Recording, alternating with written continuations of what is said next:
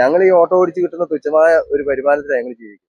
അപ്പൊ തീർച്ചയായിട്ടും ഞങ്ങൾക്ക് വേറെ വലിയ വലിയ ഹോസ്പിറ്റലിൽ പോകാനുള്ള സാമ്പത്തിക സ്ഥിതിയുള്ള ആൾക്കാരല്ല ഞങ്ങൾ. അപ്പൊ അവരിൽ നിന്നൊരു ഗുണവും കിട്ടുന്നില്ല ഞങ്ങൾക്ക്.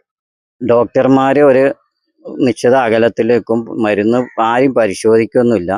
മരുന്ന് എന്താ രോഗം വെച്ചാൽ അത് കമ്പ്യൂട്ടറിൽ അടിക്കും. അങ്ങനെയാണ് നടക്കുന്നത്. പിന്നെ ഉച്ച കഴിഞ്ഞിട്ട് ഡോക്ടർ കറക്റ്റ് ഉണ്ടാകുന്നില്ല. ചില ദിവസങ്ങളിലുണ്ടാവും, ചില ഉണ്ടാവില്ല. മരുന്നുകളില്ല.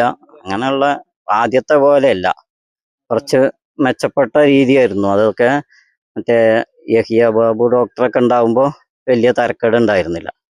ഇപ്പോൾ അത് ഒരു ഇതില്ല, മരുന്നൊക്കെ കറക്റ്റ് അല്ല.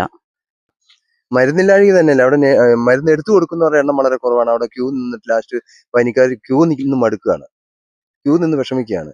എന്നിട്ട് മരുന്ന് കിട്ടാൻ ബുദ്ധിമുട്ടായിട്ട് പോയി ഇരിക്കുക. ഒരു നേഴ്സൊക്കെ കാണുള്ളൂ, പിന്നെ ഡോക്ടർമാരും ഇല്ല.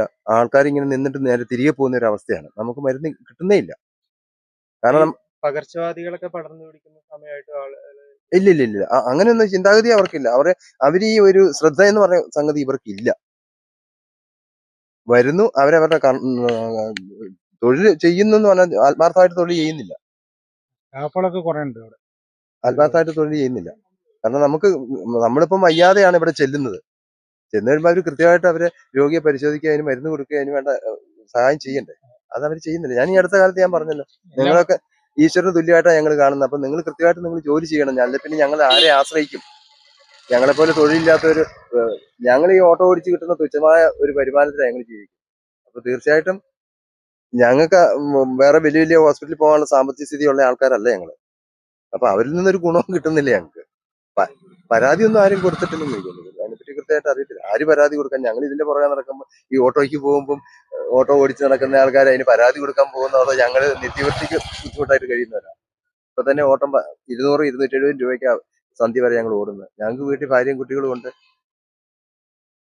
അങ്ങനെയുള്ളൊരു സ്ഥിതിയിലാണ്. ആകെ ബുദ്ധിമുട്ടായിട്ടുള്ളൊരു രീതിയാണ് നമ്മൾ സർക്കാർ ആശുപത്രിയിൽ രാവിലെ ഒരു ഡോക്ടർ ഉണ്ടാവും, പിന്നെ ഉച്ചയ്ക്ക് ശേഷം ഡോക്ടർ ഇല്ല. അപ്പൊ ജനങ്ങൾക്കൊക്കെ ഭയങ്കര ബുദ്ധിമുട്ടാണ്. പിന്നെ അതുമാതിരി എല്ലാവിധ മരുന്നുകളൊന്നും ഇല്ല ഇവിടെ.